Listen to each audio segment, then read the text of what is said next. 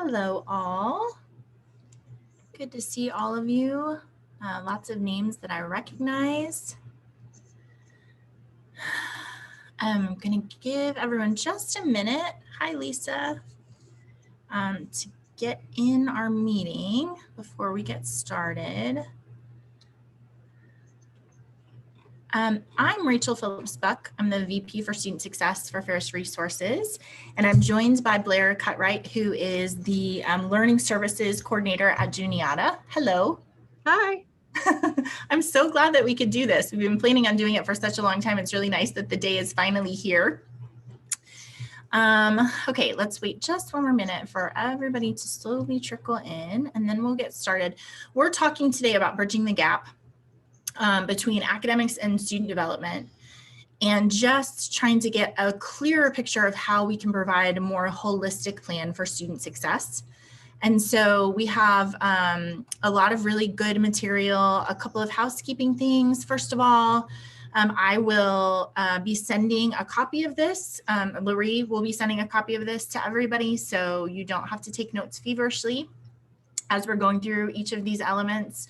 Also, I really want for this to be useful to all of our attendees.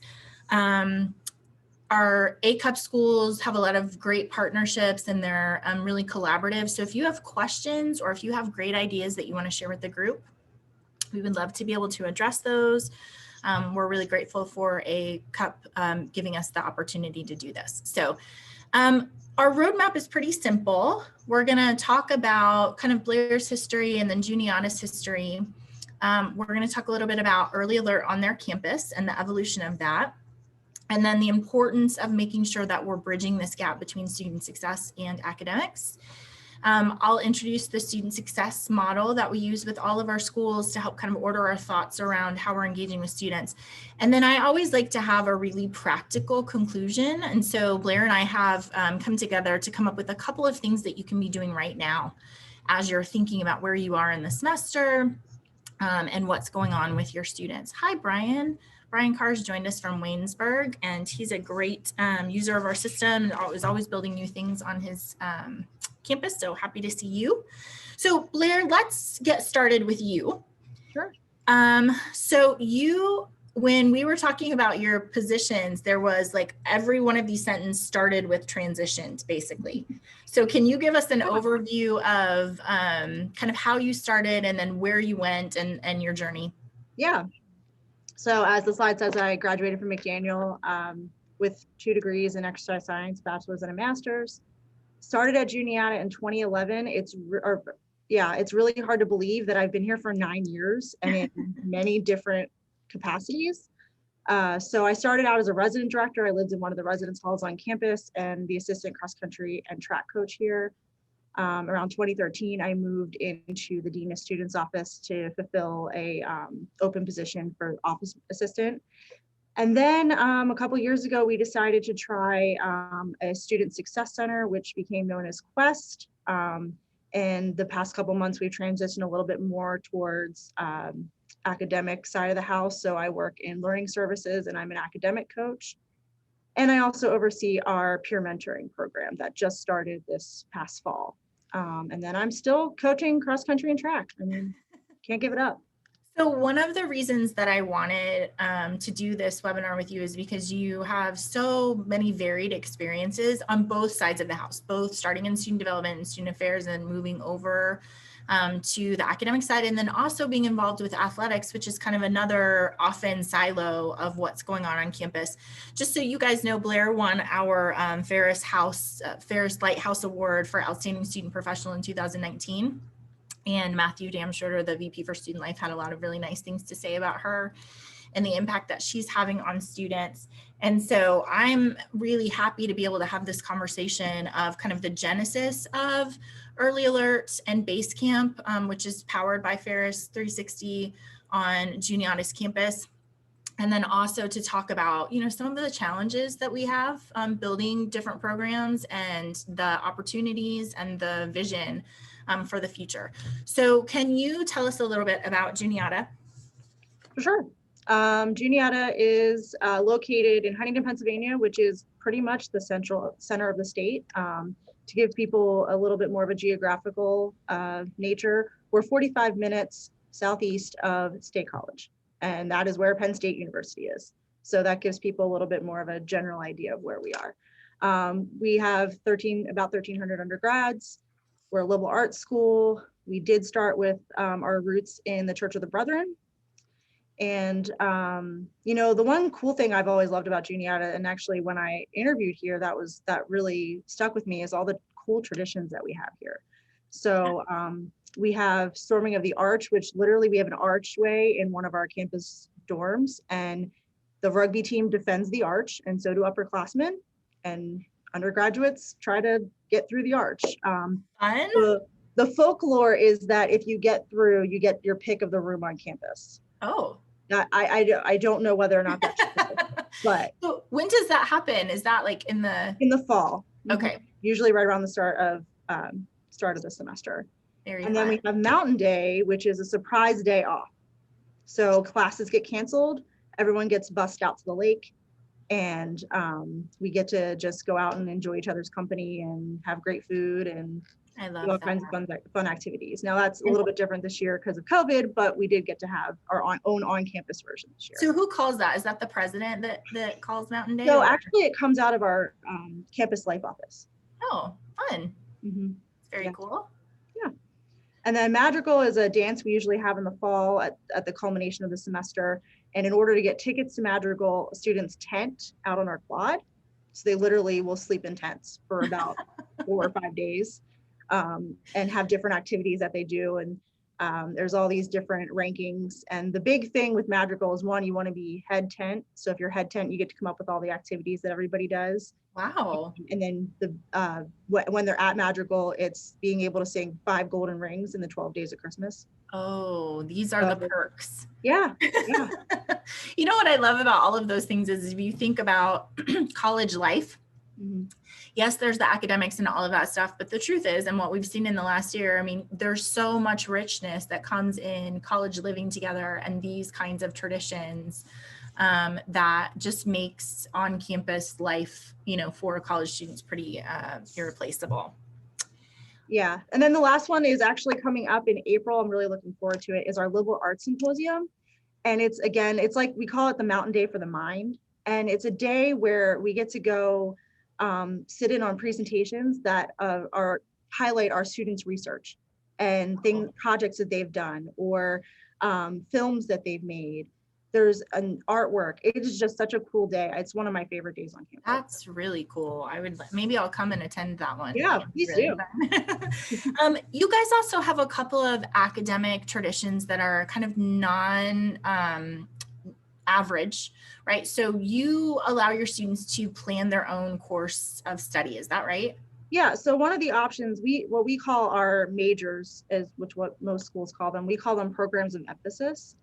And we give students the option to do traditional programs of emphasis, so history, education, or we give them the option to create their own, which has been pretty cool. I'm not sure about the percentages of how many students take advantage of that option, but I do know that it is something that, you know, I talk to a lot of advisees about, just like, hey, if you like history and you like math, let's see what we can come up with. Put them together. Yeah, right. That's great.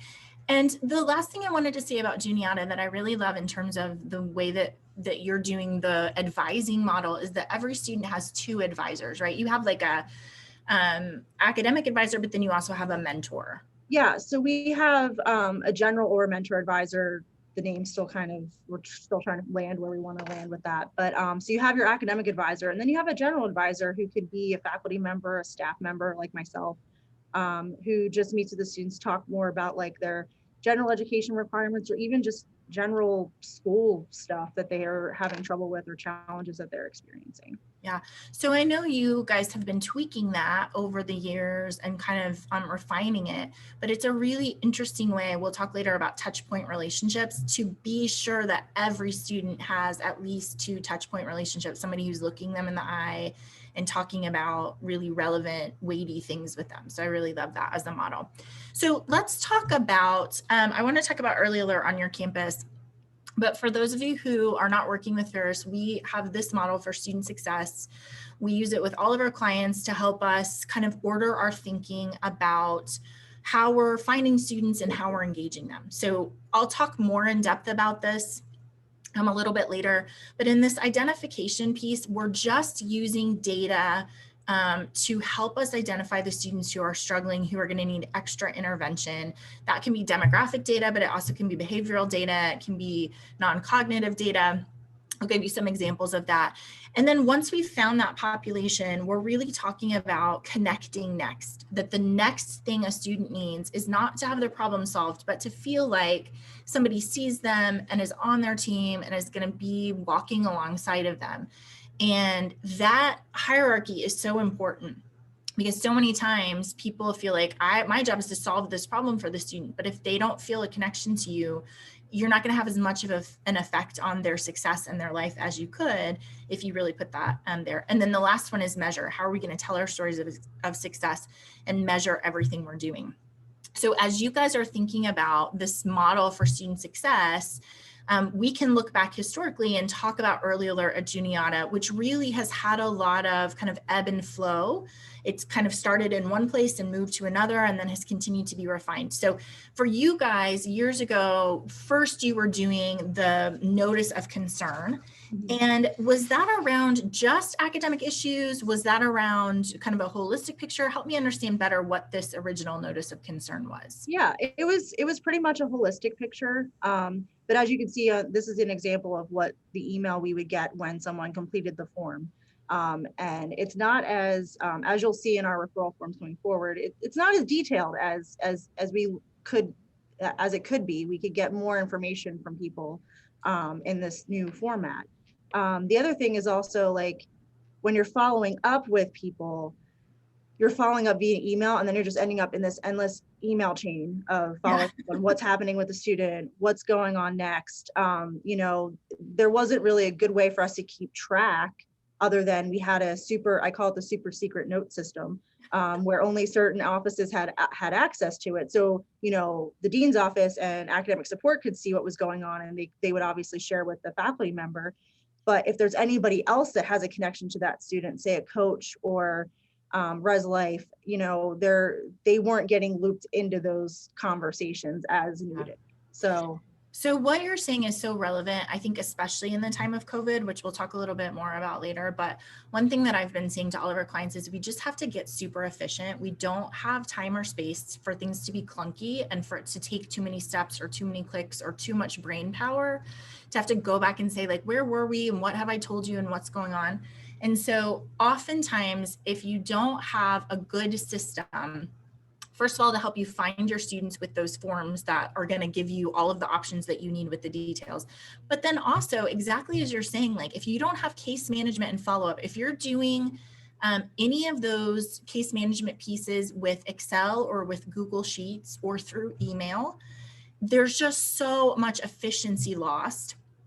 And also, it makes it more likely that you're going to miss something or someone's going to fall through the cracks because you don't have a process set up really well to be able to manage that. So I think when you guys went from this to using FAIRS, which you call Basecamp on your campus, the transition to workflow process tools is really what you were trying to accomplish, to just be more efficient and also to give faculty that kind of experience and buy-in that they really needed. So you guys have a model on your campus where you have two different forms.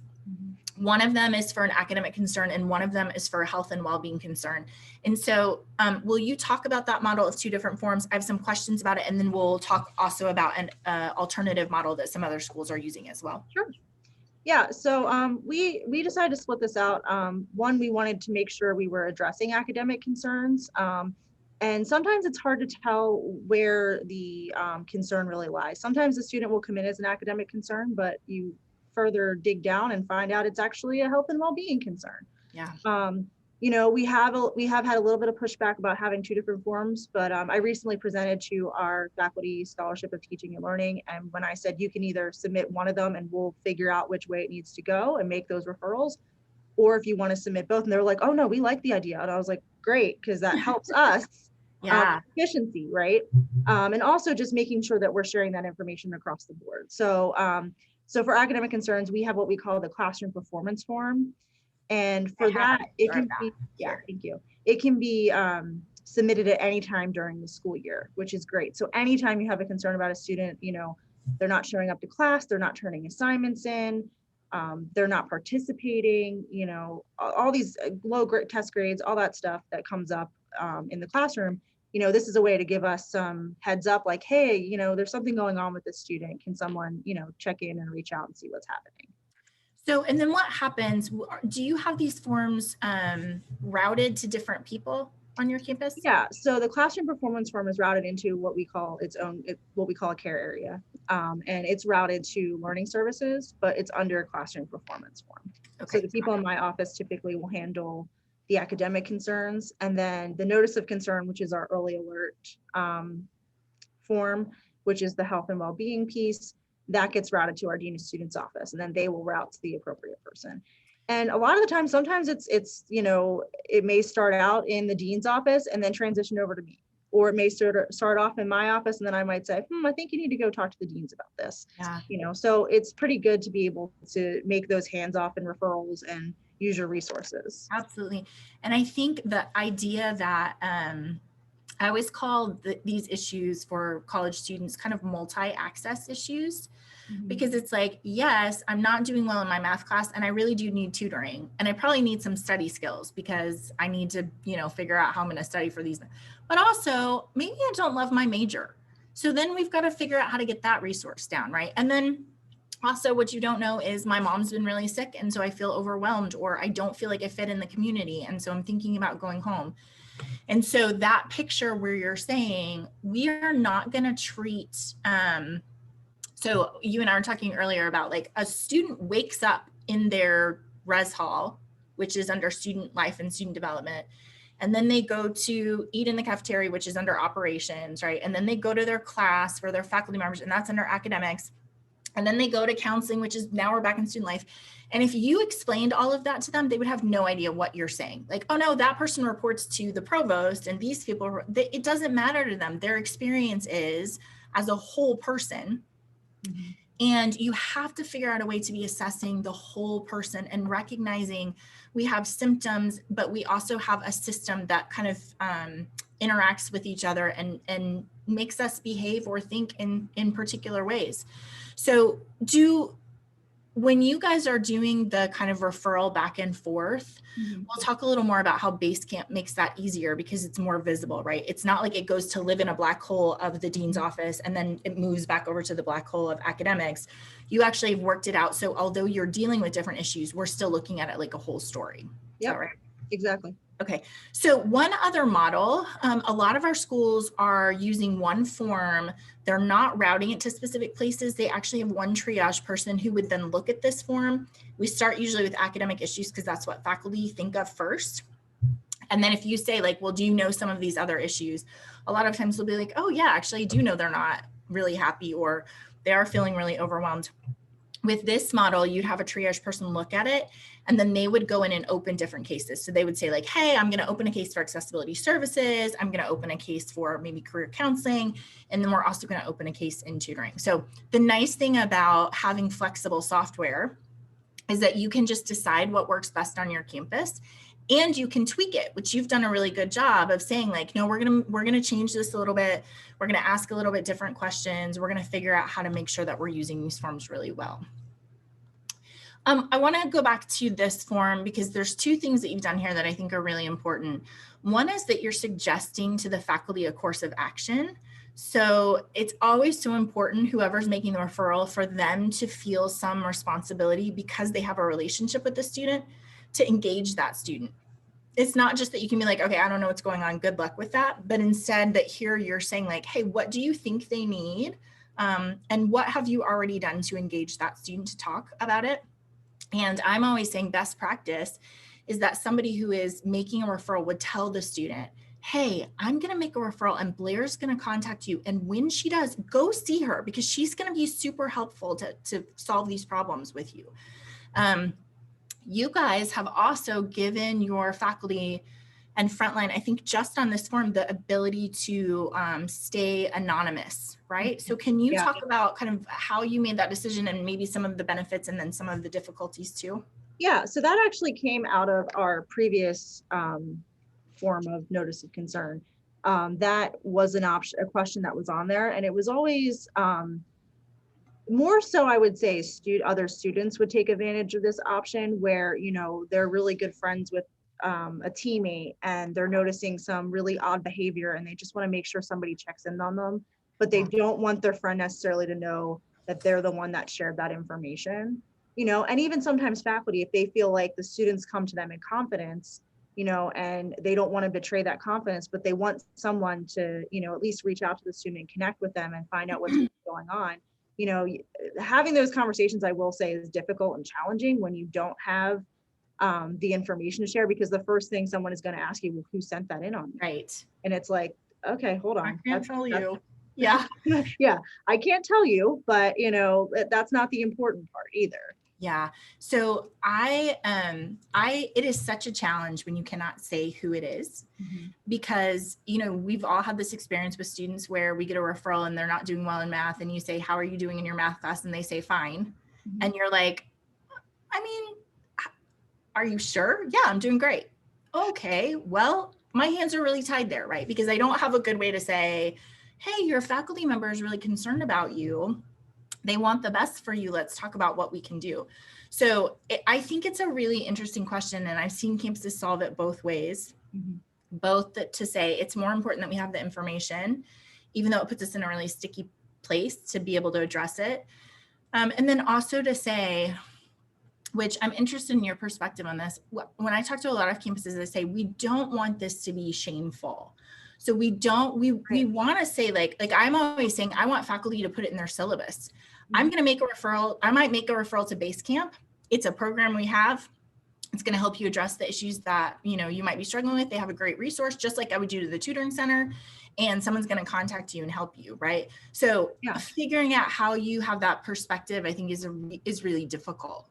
Yeah, I think for us, I know in my experience of working with students, especially when it has been these difficult conversations, you know, and not being able to share, you know, who it is. Sometimes I'll even just call, like if it's not a student, if it's a faculty member, I'll call them up and just say, hey, so is it really, really important for you to be anonymous? And then I'll say, here's the deal. If I go to try to talk to this student, and I'm asking about their math class and I'm really trying to dig without mentioning names, like, you know, it kind of makes the conversation go nowhere.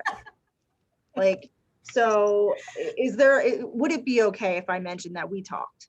Yeah. And, you know, and then with the form, like, and I do encourage faculty to put this in their syllabus. So, you know, it's not, and I think there is a negative connotation to getting help and support. And I think that's the problem, right? So in order to address that, you got to say, hey, like, this is okay. Like, it's okay to ask for help. It's okay to get help. Yeah. Whatever that help may be, whether it's academics or, you know, health and well-being. And we're going to talk about it, and it's not going to be shameful. You don't have to sneak into Blair's office. You can just come see me, right? Exactly. I love that. Lisa said, I'd really like to see some training for students to learn how to have difficult conversations with their peers, which I love, because if we think about student development, that's so much of what we're doing is trying to teach them how to be adults. I would also say, exactly to your point of like calling faculty and saying, I know that this is uncomfortable, but this is really the way that we address conflict or difficulty or somebody who needs help. We're going to have a more open conversation. And this is kind of how you can walk through doing that really well. So I love that. I think that's a great idea. Okay, so let's talk about bridging the gap and why this is important. So this idea of academics and student life, kind of having their own things under, or their certain things under their own purview. And then what we've seen happen in the last maybe 10 years is that there's a new position which is about retention. And we always talk about, if you are in charge of retention, but you really are not answering to the president, you have some difficulty, because the person in charge of retention is looking at enrollment management issues. Who are we getting in? what's this class going to be like? What's the size? What are some of the demographics, right? Mm-hmm. You're looking at academic issues. How are students doing in different courses? How are faculty teaching? How are people picking their majors? And then you're looking at student development, all the other stuff, all the student life stuff that you're used to. And so if you're in charge of retention and you don't have the power to be able to address those elements, I mean, not to mention athletics, which is a whole nother piece because it has each of those pieces kind of on its own. You're in a really difficult position. And so part of what we have to get very fluent and very good at is making good partners with wherever you live. You've got to make good partners on the other side of the house. And also really being able to articulate the reason it's important for us to look at students as holistic instead of saying, I don't manage that. I don't have to worry about that piece, because it is about teaching students that they are part of a community that is not siloed, that is actually really cohesive and connected. So again, Basecamp is powered by Ferris. Kind of you guys, when you got it on your campus, can you help me understand, first of all, how it's useful, and then also maybe about how it kind of orders your work as you're thinking about finding students and then connecting with them? Yeah, I know for me at least, like I manage all of our academic side of the house stuff. And you know, when we do get stuff, for example, we're going to talk about stoplight survey. We haven't gotten there yet, but if we got a stoplight survey on a student, I'm sharing that with their advisor. I'm sharing that with if they're on a team, I'm sharing that with their coach. If I know that their work supervisor, I may share that with them. You know, kind of going to this, leveraging all these relationships, like putting the student at the center and then seeing who are all these people that connect to the student and have eyes on them at different points in their, you know, career at Juniata. And, you know, who are the people that they, you know, have respect for and would listen to, rather than, you know, hi, I'm Blair Cutright, I'm in the learning service office. And I don't know how many times I've had a student say to me, I don't know what that means, or I don't know Who are you? Yeah. What do you do exactly? And then I like explain to them what, like, I'm an academic coach. I meet with you and talk about support for academics and anything else that you might need. And, you know, they're like, oh, okay. They're like, yeah, I just didn't know who you were. And I was like, it's fine. But the difference is, like, so for example, if I meet with one of my athletes who knows me and I'm like, hey, you know, I got a notice from your faculty member that you're really struggling in your chem class. Like, let's talk about it. What's going on? You know, and just kind of trying to figure out where there's what's happening with the student. Yeah, I love that, leveraging relationships. When I worked at a school years ago, I had a girl who was in my U100 class and I really liked her. And in the system, I was keeping track of every time I met with her. And 3 years later, she was failing her English class. And I hadn't talked to her in a really long time, but the person who got the referral called me and said, hey, I'm really worried about this student. Could you talk to her? And I'm like, yes. Called her. She came in. I'm like, what's going on? She's like, all these things. Okay, let me get you the right support, right? Mm-hmm. But because we had a good relationship, even though I hadn't talked to her in a really long time, when I said, I'm worried, can you come in and we can come up with a plan? She was like, absolutely. I trust you. I know who you are, and I'm going to respond to that kind of support. So I just wanted to show this picture because I think, especially as you're thinking about academic issues and then also student development issues, what having a system where you're able to see everything that's happening, what that does is, first of all, tell you who your partners are that you can leverage. So here for the student, we can see case information. I can see she has 3 open cases in 3 completely different areas, right? And she's being managed by 3 different people. So if I know something's going on with her, these are the people I'm going to go to and say, hey, can we create a team around this student? But also I want you to see, like, how we're weaving together the story. This student is being managed under academic advising, under COVID, under midterm notices, under all of these different pieces. And although those are in separate places, because you have the ability to see what's appropriate, you're able to get a picture of who else is managing the student and how. And you can see over here all of the time something has been shared or commented on, so that we have a really solid team around what's going on with that student. Okay, so let's talk about the challenges, both of identifying students and managing them in general, and then also as we're thinking about giving this vision for looking at a student really holistically with getting faculty buy-in. So can you talk a little bit about some of the difficulties for you about faculty buy-in? Yeah, so part of the challenge that I experienced, and the rollout of Basecamp was, in addition to having that notice of concern form, people were quick to just pick up the phone and call or drop a student off, or, just make that handoff. And then, that was it.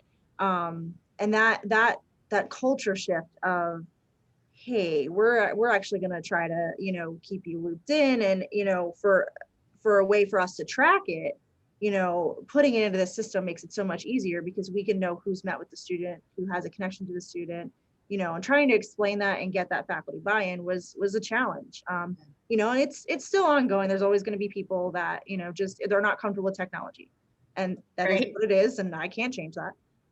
But, and then the other thing that goes along with this is that, training and availability for training. Faculty have class schedules, I have appointments, and trying to build in time for us to be able to train on how to use the system was definitely a challenge. So I want to ask a couple of questions about faculty buy-in and training both. For faculty, do you, and I would be curious for our attendees to respond to this question as well. There's always, I think campuses are one of two ways. Either faculty want to know everything, and they're like, why can't you tell me what the problem was and what you talked about and whether they went to counseling and what the outcome was and all of that stuff. So sometimes on a campus, faculty are really, really interested in knowing everything. And those of us in the profession of kind of student support are like, no, you don't need to know everything, right? We're not going to tell you all of it. And then sometimes I work with a campus where their standard is not like FERPA, like educationally appropriate, but it's more like licensed professional counselor. I can neither confirm nor deny that I've ever seen this student. And they're very, very upset about the sharing of any information. Don't talk about it. I'm not going to tell you if a student's struggling, because that's not your business, right? All of that kind of stuff. So what has been your experience with faculty's expectation or even concern about getting the information about what you're doing with students? Yeah, so I think this comes a little bit with when we ask for those recommendations, right? Counseling is one of the things that we do ask about if they think a student would benefit from counseling. The hard part is, our counselors are tied by HIPAA. They can't share anything. I can't even know if the student's a counselor. Right. So how I've kind of navigated that is that they've been referred to the appropriate resources. And I know that's a blanket statement, but that is pretty much all I can share when it comes to that. Yeah. For the most part, we operate under FERPA for the most part. As long as it's educationally, valuable to that person knowing. Some people would argue, like, why do coaches know? But for coaches, it's that relationship. They have that unique relationship with their students. I even say the same thing with advisors, like they have those connections to students, and knowing all that information is helpful. Yeah.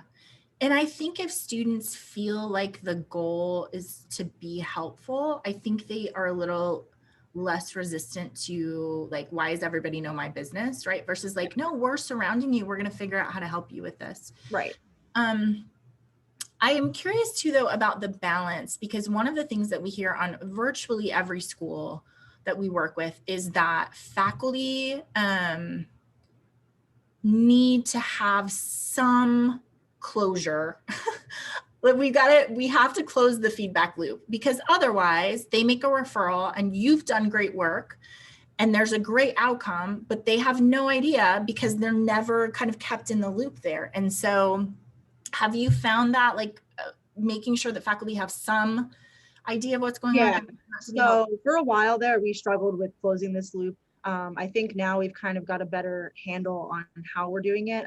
We typically use the comment feature and the sharing feature. That's our big, that's the bread and butter. I'm on constantly saying, like, hey, this is our update for today, or I may put a note in there and just specifically put it for that faculty member. And they get a notification, just so people know about this. You get a notification via email that something's been shared with you, or a comment has been added. So if they were to send in a referral, I could comment on that referral, what happens afterwards. Yeah. So I don't want to open up my entire case notes for you, but I do want to give you a summary and tell you. So in Ferris 360, we have Nutshell, which is where you can kind of go through and say, here are 3 relevant things I want you to know. I'm going to look at everything I've done, and I'm just going to say, I want you to know I opened a case. I want you to know I changed a status. And then I want you to know I had this contact record, which was really built to try to solve this problem. I think comments exactly the same. Like, I want to keep you in the loop. The other one that I think is really interesting is in our system, you can do a feedback request, which is where you can send a faculty member like, hey, what do you know about this student? And the feedback that I get so often from faculty is the sort of relief and helpfulness of knowing that a student who maybe is not doing well in your class, but you haven't made a referral, somebody is aware of them. Somebody is checking on them and saying, can you give me some more information about this student, because I'm trying to manage them and figure out what they need. And so I think that's another kind of subtle way to keep faculty in the loop and let them know you are looking for students, you are managing them, you are doing a good job of reaching out and trying to really understand what's going on with them. Okay, so we talked about training, just this idea that it's super hard to get people in the same place.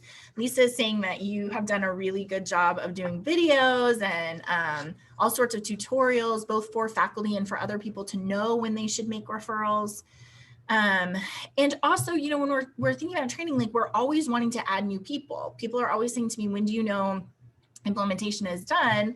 And Blair, I think you would say that we're always like, let's try this thing, let's do this thing, let's add a new person. So it's not just that it's sometimes difficult to find the time for training, it's also that you're constantly having to remind people and talk about the new things and the new processes that you're doing. And also, I think providing a vision, right? Like helping them understand why we're doing this, why we've invested in it, and then also why it's important for your school to be taking care of students in that way. And then the last challenge, because why don't we make the job harder, is COVID. And you brought this up, and I'm really glad that we have it on the list, because one of the things that COVID did was remove students from our presence. So instead of walking down the hallway or walking into the cafeteria and seeing a student and being like, something is wrong with them, I've got to go figure it out, they just disappeared from our everyday life. And so you did a couple of things during COVID to try to solve that problem. Can you tell me about them? Yeah, so I went and created a survey within Basecamp, and just, you know, kind of along the lines is like, has a student been showing up to your class since we came back from our extended spring break? Have you reached out to the student? If so, what were the outcomes of your outreach? And then we were able to kind of figure out by how many submissions we had who were really missing in action.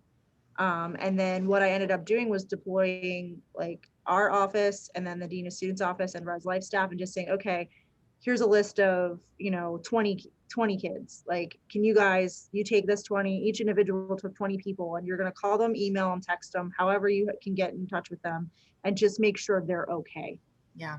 Because that was a huge lift. And, you know, it was kind of a scary time because you don't know where students were ending up. You don't know if they were going home or if they were going to, you know, grandma's house or their roommate's house. And there's no plan really to engage them. I mean, you really do have to be like, look, we've got to be super intentional so we can figure out where they are and what's going on with them, because the shift to online learning was so abrupt and so difficult. Yeah. One of the things that we did notice when we did connect with students was, you know, the huge disparity about resources, you know, internet access. I mean, I never would have thought of this, and I do live in rural Pennsylvania, but I never would have thought about how limited internet access is. I know. You know, and we had so many students that were like, I don't have access to the internet, or, you know, I only have so much bandwidth. And it's not just me trying to use the internet, it's my mom who's working from home and my siblings who are doing online school. And, you know, it was just a huge eye opener that, you know, a lot of the things on campus that level the playing field didn't exist when you went home and went remote. Yeah. And it's funny because I think in higher education, we weren't ever talking about or selling the fact that there's a lot of equity that comes just from being on campus, where there's space for you to study and where there's internet, and where you don't see the inside of my home because I'm coming to class. So you're asking me to turn on my camera, but I don't really want you to be part of part of my world, right? So yeah, I think I'll talk a little bit about, we have a new summit initiative, which is really specifically about closing the equity gap. I think it's going to be really, really powerful.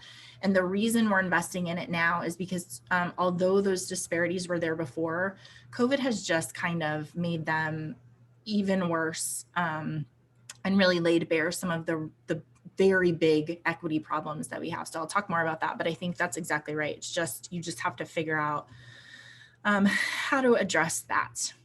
So let's see, I have a question. It says students, a problem that we have is students telling things to someone on campus and then that person not being willing to share, or everyone assuming it's a FERPA violation. Do you have specific training on how you've tackled this, if you also have had this issue? I have had that issue come up. It's been a while since we've had to address it. But I've had that come up with just people being afraid to share things, or, I think that's where you kind of leverage your relationship with the student and let them know that you're not going to do anything that's going to harm them. If anything, you're trying to do something that's going to help them. Yeah. And that just comes from looking at the student as a whole person, right? No matter how you know them. That's right. We always talk about unconditional positive regard. You have to give students, like, I know you're failing everything and you're not behaving really well, but I have unconditional positive regard for you. I really want good things for you in your life. So I'm on your team. There might be consequences and we might have to do some hard stuff, but I really want you to be successful. I would also say, I think a lot of times when it comes to FERPA, when I started doing this work, everyone was always talking about FERPA, and I just went and found FERPA and read it. And once I read it, I was like, oh, that's not what they were saying that was. It is. There's a lot of leeway in how we talk about things to help students be successful. And so I think a lot of times when I'm working with schools on data or how we share information, I just put up the definition of FERPA. And we talk through, what does that look like? And what would that mean? And is this a good example? And how would we restrict that? And we've built in a lot of things in our technology that give you choices. You can say, I'm always going to share this information with Blair until a student tells me something that's not educationally appropriate. And then that one piece of information I cannot share, right? Or you can say, I'm never going to share information with Blair unless she and I are working on a case together, and then I can go in and choose really specific information. So I think part of the difficulty with FERPA is if you don't have mechanisms to make that easy to share when appropriate and not, it's like you're saying your secret notes. I mean, I work with a lot of schools where they literally just have a text box where everybody types in all the information that's going on with the student and anybody can go in and see that. Well, that's not appropriate, right? We need to have some conversations about that. So I think sometimes when you don't have the technology that makes that transparent, people get very nervous, I think rightfully so. So it's a great question. Okay, let's go on. We wanted to talk about this care team model and just try to walk through both the idea of care team in a broad sense for all students, and then also to talk about this more specific individual care team model. So you guys have a care team on your campus. Can you talk about kind of who's on that and how does that work? Yeah. So our care team meets once a week. It consists of our associate dean of students, a representative from health and wellness, a counseling center rep, our learning services rep, which happens to be me, an athletics rep, and then a rep from campus and residential life.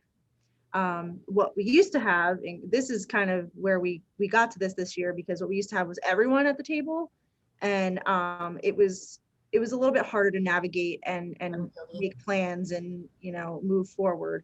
Whereas we loved having everyone be part of the team, but having it a smaller team is a lot easier to work with, I will say.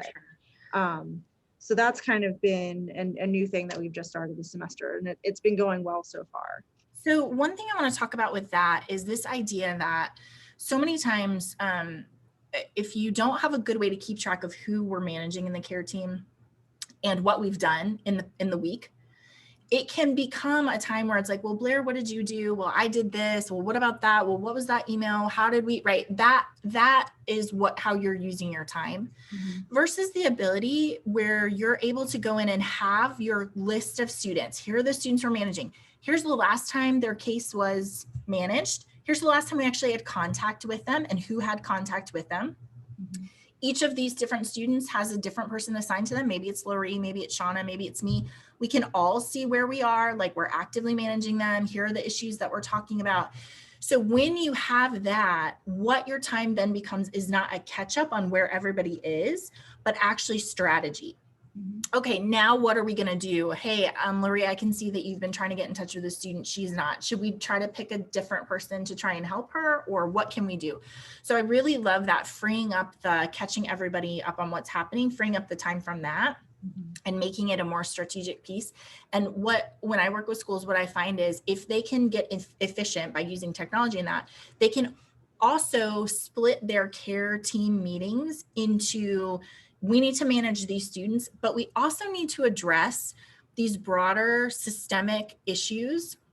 We've got to figure out how to get our deciding students registered really well. So let's spend half of our meeting talking about how we're going to solve those problems for those students, right? So I like the idea that then you would move into a strategic planning, not just a reactive planning, which oftentimes that's what happens for a care team. Yep.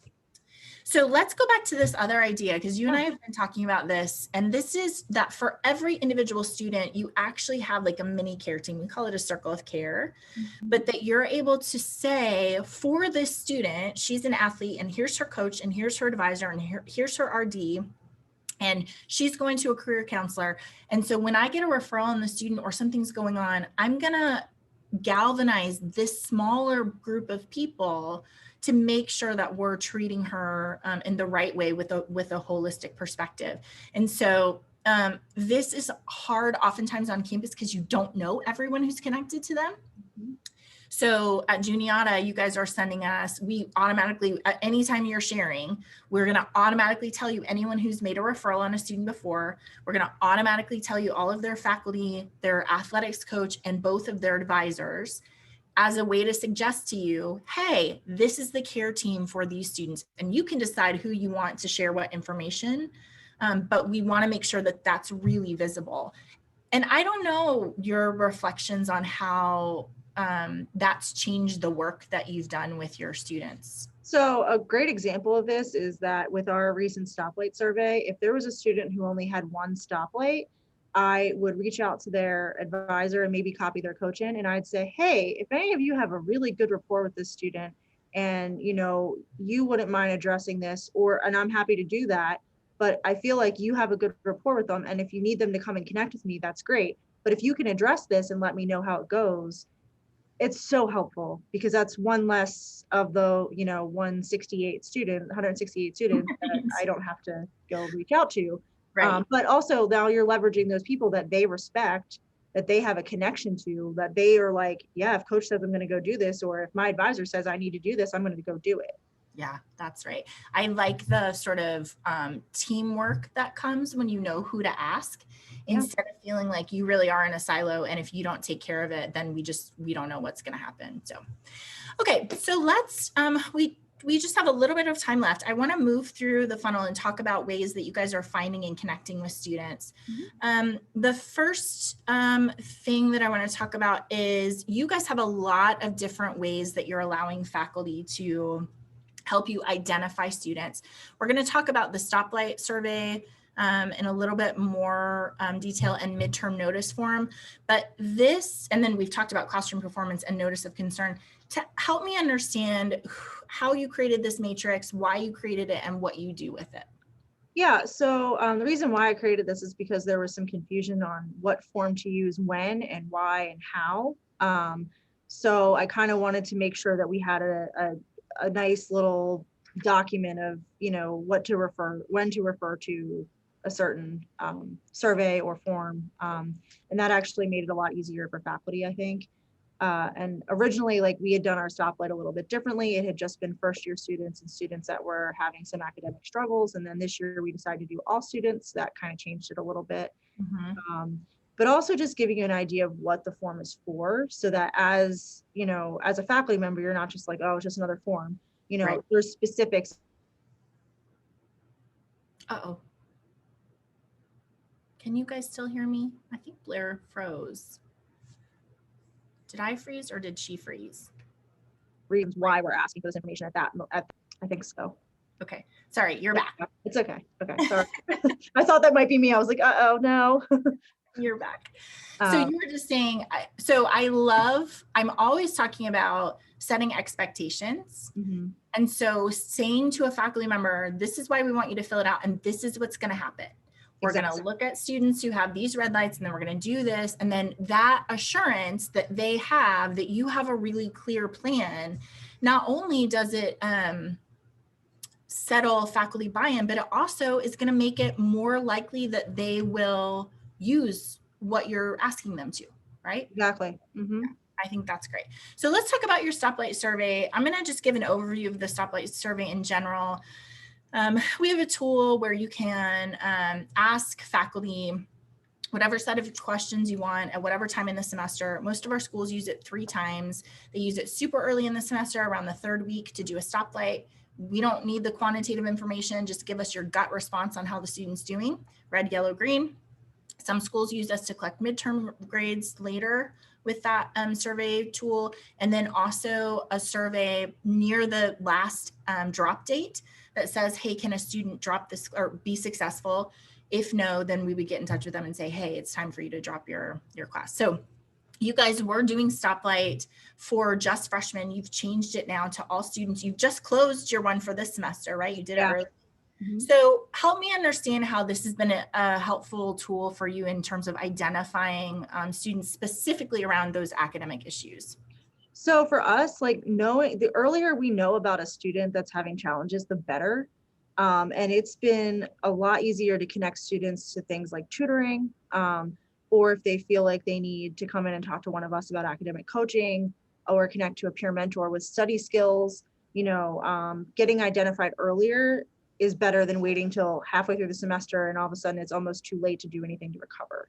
Yeah, for sure. So I think that's been a huge help for us. Yeah. And I like your infographic here because we're always saying, like, if you ask somebody to do something, you want to give them the results. You want to say, this is the outcomes of what you did. And so being able to really clearly show that. I love the stoplight survey for 2 reasons, because faculty really like it. We've been refined by fire. We're always like making it a little bit easier for them. And so a lot of faculty complete it. But the other thing that I really like about it is that we found through a lot of data analysis that students who, as freshmen in their first semester, 3-week stoplight survey, when they're identified as a yellow or a red, that's not a acute issue. That's not like, oh, they're having trouble in their English class. That's a global issue. And if you don't intervene with those students, they will struggle to persist into the spring, and they will struggle to retain into their sophomore year. So as a practitioner, I love it because what you're saying there is, in the 3rd week of their freshman year, you can give me a group of students that I have now almost 2 whole semesters to get them integrated, to solve their problems, to get them really connected. And so I love that identification piece. I think it's really powerful. You guys also do midterm notices through the system? Yeah. Don't let this graphic overwhelm you. It overwhelms me looking at it. But what we try to do is break down the individuals, and then we looked at cohorts. So for example, we looked at international students, we looked at remote students, 1st-year students.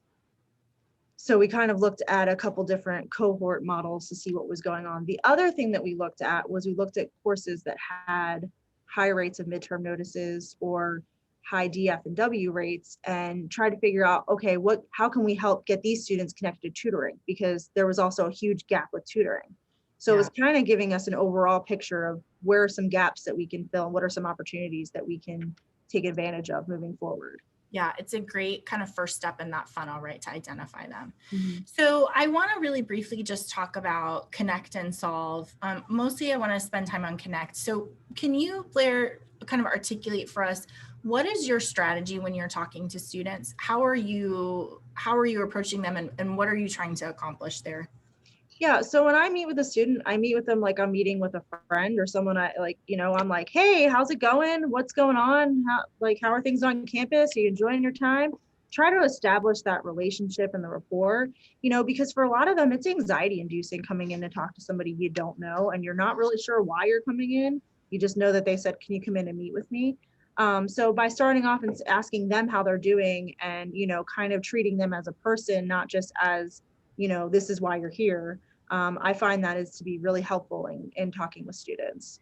And it opens the pathway then for you to be able to do something like an academic success checklist, because once they feel like, oh, you're going to help me, then you can say, and here are the specific things that we're going to do. So exactly. I think that's great. Okay, so I want to move on to the last piece, and that's measure. And so I have some examples here. These are Spark examples just of the work that you guys have been doing in the system. So you can see here on the left, we're looking at all of the different care areas where students are managed.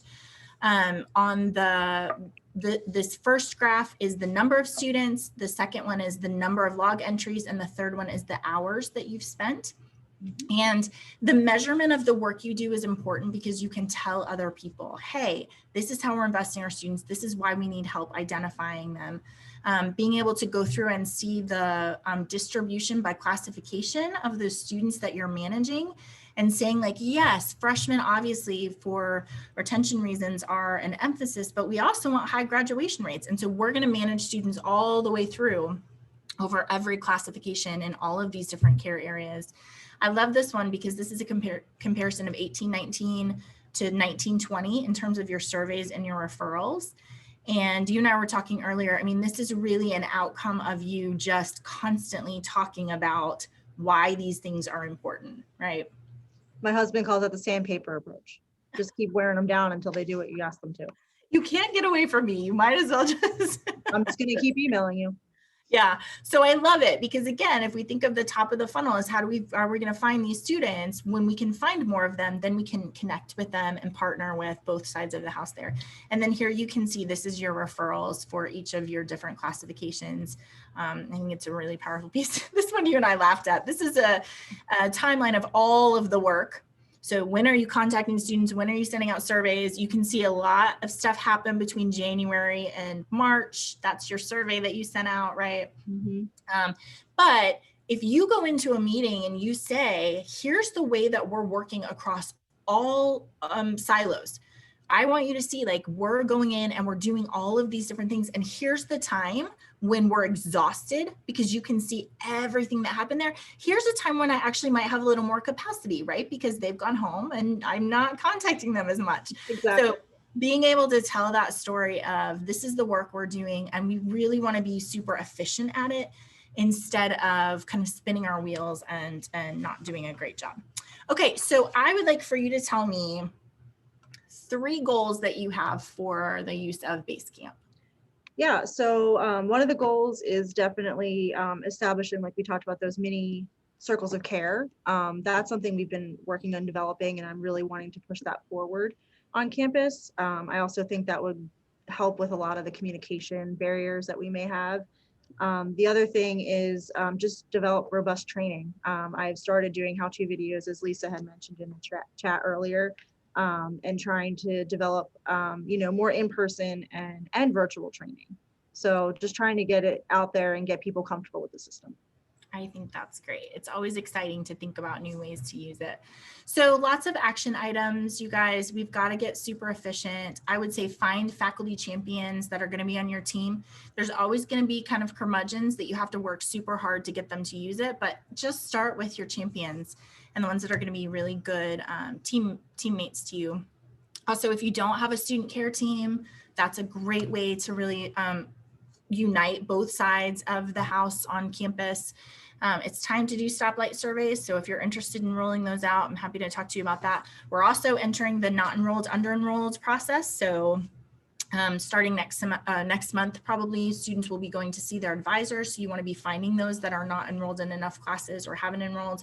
And while they're on campus with you, go in and start managing those groups. And then also, you guys are doing such hard work. I know it's true.